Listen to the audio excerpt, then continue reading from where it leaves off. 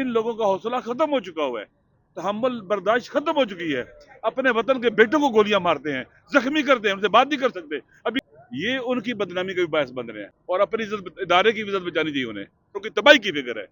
वो इस तरह से बातें करता है, वो इनको बचाने की बातें करता है। समझ आनी चाहिए नालायकों को और इन डफर्स को, समझ आनी चाहिए कि हमारा मुल्क तबाह नहीं होना चाहिए। लगता है वो जवान मर्द है, शेर है, दलेर है, बहादुर है, और बर्बाद होगा, रुसवा होगा। ये भैया ये अपने पांव पर कुल्हाड़ी मारेंगे, इन्होंने अपने मुंह के ऊपर अलग मली है। फिर पाकिस्तान के अंदर आपको पता है कि पावर किन के हाथ में होती है। क्या कहते हो कि क्या वो इररेलीवेंट हो सकते हैं मुज़ाकरात के अंदर?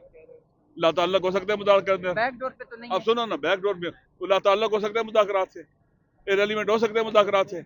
खान साहब ने हुकूमत को वे आउट दिया है, क्योंकि ये ओवर बर्डन हो चुके हुए हैं 24-25 करोड़ आवाम के बुरहानी मुल्क में, जहाँ सियासी उन्होंने बुरहान खड़ा किया हुआ है, माशी समाजी अमन अमान का बुरहान खड़ा किया हुआ है, खित्ते में तहव्वुलात जो चेंजिंग आ रही है उसके अंदर ये बिल्कुल इररेलीवेंट हैं, ये बोझ नहीं उठा पा रहे, और कहीं मुल्क को खुदा ना खासा तो बहुत बर्बाद ना कर दे। लिहाजा खान साहब ने एक फुर्सत दी है, मौका दिया, वे आउट दिया है कि मुज़ाकरात हों, और मुज़ाकरात के जरिए, चूंकि ये इलीगल इल्टीमेट हुकूमत है और यहाँ से निकले जाएं, लिहाजा खान साहब चाहते हैं कि पाकिस्तान बचे।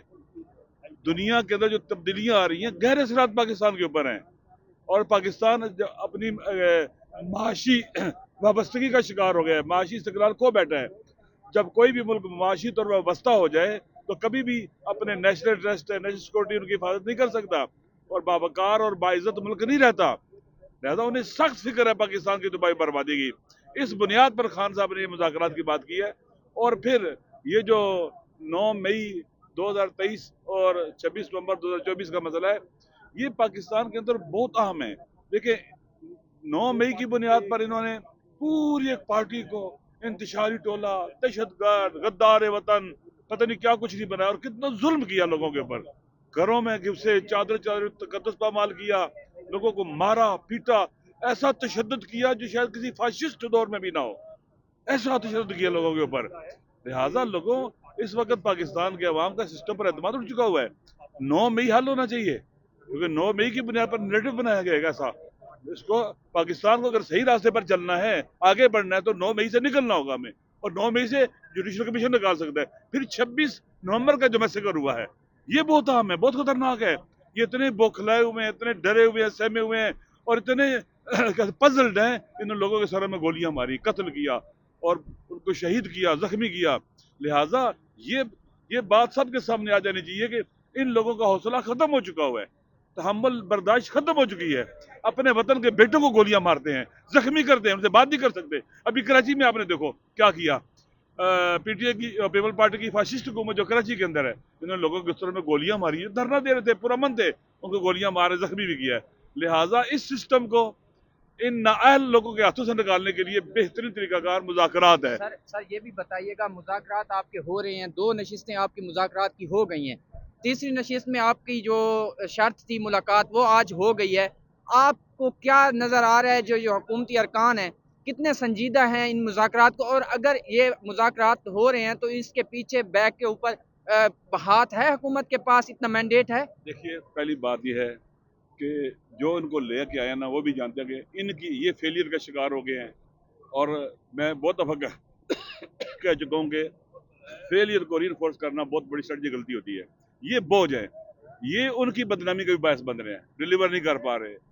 दुरुस्त है। लिहाजा ये इन लोगों से बिल आखिर कोई रास्ता तो होना चाहिए ना, कि ये इनको बताया जाए भी अब काफ़ी इनफ इज़ इनफ, और अपनी इज्जत, इदारे की इज्जत बचानी चाहिए उन्हें, पाकिस्तान को भी बचाना चाहिए।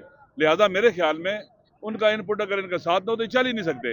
हालांकि ये गलत है, सियासतदानों को आगे बढ़ना चाहिए, सियासतदानों ने मुल्क को बचाना है, चलाना है, बनाया है। सियासतदान अपने जान पैदा करें, ताकत पैदा करें, विल पैदा करें, और मुल्क को इस बुरान से निकालें, ताकि कोई भी इलीगली और इलिजिमेटली इंक्रोचमेंट करके सियासी ताकत को अपने हाथ में न ले सके। सर आपने कहा था कि माजी में जब मुलाकात होते थे, खान साहब से मुलाकात होती थी, साथ कुछ जो थे वो अननोन पर्सन भी होते थे, आज भी वो लोग मौजूद थे साथ?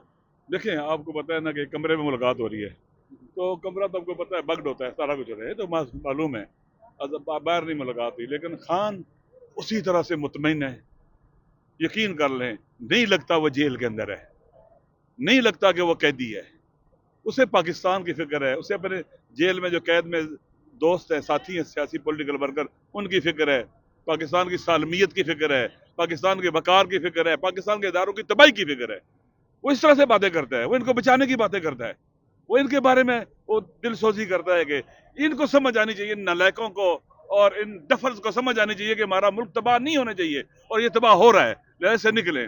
खान साहब चाहते हैं कि सारे इदारे महफूज हों, सारे इदारे कवी हों, सारे इदारे क्या कहते हैं कि अपना किरदार अदा कर सके अपनी अपनी जगह पर, कोई इंक्रोचमेंट ना करे, बाहर ना निकले।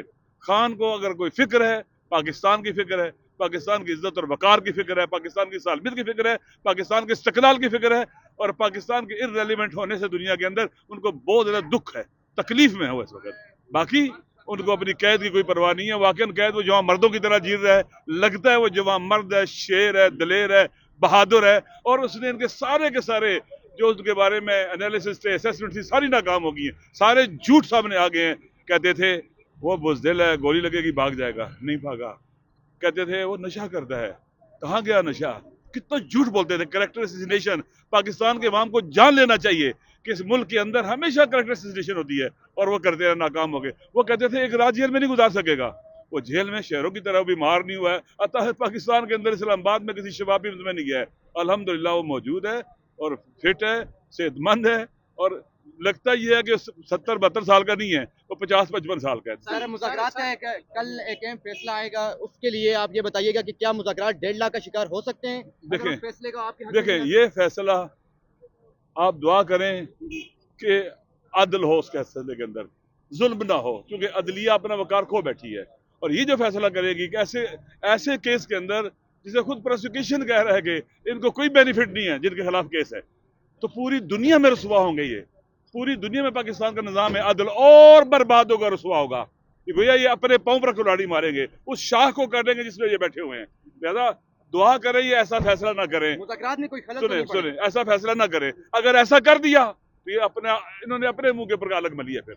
लिहाजा मुज़ाकरात, खान साहब ने कहा है कि हमने इनको लिख के देना है, तो मुतालबात हैं जुडिशल कमीशन का क्या, और सियासी जो कैदी हैं उनके रास्ते में रुकावटें ना खड़ी करें और कोर्ट्स को अपना रास्ता लेने दें। सर ये जो स्पीकर साहब को सामने आगाह कर मुज़ाकरात दीजिए। हो रहे हैं, अभी कर देंगे। सर ये जो सामने मुज़ाकरात हो रहे हैं, क्या यही मुज़ाकरात हो रहे हैं, बैकडोर पे कोई मुज़ाकरात नहीं हो रहे? आप पाकिस्तानी हो ना, जी अल्हम्दुलिल्लाह। पाकिस्तान के अंदर आपको पता है कि पावर किन के हाथ में होती है, वो तो सर हैं? आप क्या कहते हो कि क्या वो इररेलेवेंट हो सकते हैं मुज़ाकरात के अंदर, लाताल्लुक़ हो सकते हैं मुज़ाकरात के अंदर? बैकडोर पे तो नहीं आप है। सुनो ना, बैकडोर में वो लाताल्लुक़ हो सकते हैं मुज़ाकरात से, इररेलेवेंट हो सकते हैं मुज़ाकरात से, नहीं हो सकते। उनके बगैर ये सांस भी नहीं ले सकते।